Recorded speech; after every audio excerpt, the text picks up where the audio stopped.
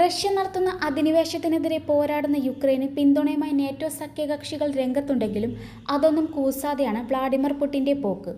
യുക്രൈനെ കീഴടക്കിയാൽ കൂടുതൽ രാജ്യങ്ങളെ റഷ്യ ഉന്നം വയ്ക്കുമെന്ന ഭയം യൂറോപ്പിനുണ്ട്. അമേരിക്ക ഉൾപ്പെടുന്ന നാറ്റോ സഖ്യകക്ഷികൾ ഇക്കാര്യത്തിൽ ജാഗ്രത ശക്തമാക്കിയിട്ടുണ്ട്. അതിർത്തികൾ സംരക്ഷിക്കാനായി കൂടുതൽ വിഹിതം സൈനിക ആവശ്യങ്ങൾക്കായി മാറ്റിവെക്കാൻ നാറ്റോ അംഗരാജ്യങ്ങൾ അടുത്തിടെ തീരുമാനിച്ചിരുന്നു. നാറ്റോയുടെ ചരിത്രത്തിലെ ഏറ്റവും വലിയ മിലിറ്ററി വിനിയോഗിക്കലിനാണ് ഓരോ രാജ്യങ്ങളും തയ്യാറെടുക്കുന്നത്. റഷ്യയിൽ നിന്നുള്ള ഭീഷണി തന്നെയാണ് നാറ്റോ രാജ്യങ്ങളെ ഇത്തരത്തിൽ സൈന്യത്തെ ആധുനികവൽക്കരിക്കുന്നതിലേക്ക് നയിക്കുന്നത്. എയർ ഡിഫൻസ് സിസ്റ്റം, ദീർഘദൂര മിസൈൽ, കവചിത വാഹനങ്ങൾ, ഡ്രോൺ അടക്കം തന്ത്രപരമായ ശാക്തീകരണമാണ് രാജ്യങ്ങൾ നടത്തുന്നത്. ഓരോ രാജ്യങ്ങളിലും വ്യത്യസ്തമായിട്ടാണ് പ്രതിരോധ മേഖലയ്ക്കായി ചെലവഴിക്കൽ വർദ്ധിപ്പിക്കുന്നത്.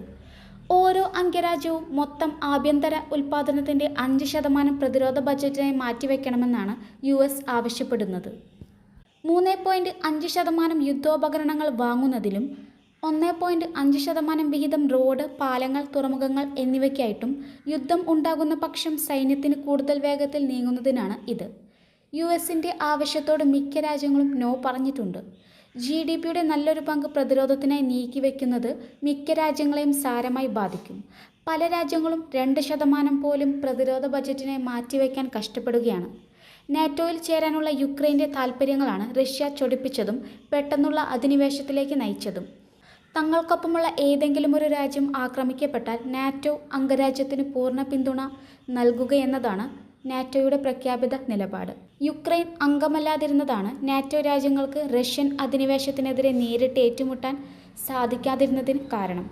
നാറ്റോ രാജ്യങ്ങൾക്കെതിരെ റഷ്യ യുദ്ധത്തിന് വന്നാൽ 30 ദിവസത്തിനുള്ളിൽ അതിർത്തിയിലേക്ക് 3 ലക്ഷം സൈനികരെ എത്തിക്കാൻ പറ്റുന്ന പദ്ധതികളാണ് സംഘടന തയ്യാറാക്കുന്നത്. അടുത്ത 5-10 വർഷത്തിനുള്ളിൽ പ്രതിരോധ സംവിധാനം സുസജ്ജമാക്കുകയെന്ന ലക്ഷ്യവും സൈന്യത്തെ നവീകരിക്കുന്നതിലൂടെ നാറ്റോയ്ക്കുണ്ട്. കഴിഞ്ഞ കുറേ വർഷങ്ങളായി പ്രതിരോധ മേഖലയ്ക്ക് വലിയ വിഹിതം യൂറോപ്യൻ രാജ്യങ്ങൾ മാറ്റിവെച്ചിരുന്നില്ല. പുതിയ സാഹചര്യങ്ങളുടെ പശ്ചാത്തലത്തിൽ നെതർലാൻഡ്സും സ്വീഡനും USൽ നിന്ന് കൂടുതൽ ആയുധങ്ങൾ വാങ്ങാനുള്ള തയ്യാറെടുപ്പിലാണ്.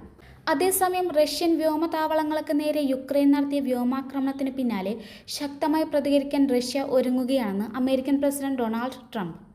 റഷ്യൻ പ്രസിഡന്റ് വ്ളാഡിമിർ പുടിനുമായി ഫോണിൽ സംസാരിച്ച ശേഷമായിരുന്നു ട്രംപിൻ്റെ വെളിപ്പെടുത്തൽ.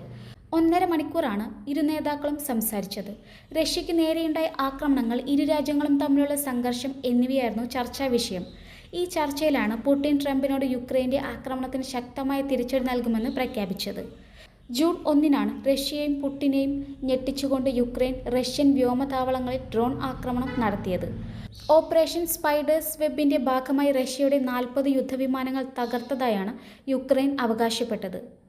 മുർമാൻസ്ക്, ഇർകുട്സ്ക്, ഇവാനോവോ, റിയാസൻ, അമുർ എന്നീ മേഖലകളിലെ സൈനിക വ്യോമതാവളങ്ങൾക്ക് നേരെ യുക്രൈൻ വ്യോമാക്രമണം നടത്തിയതായി റഷ്യൻ പ്രതിരോധ മന്ത്രാലയം സ്ഥിരീകരിച്ചു.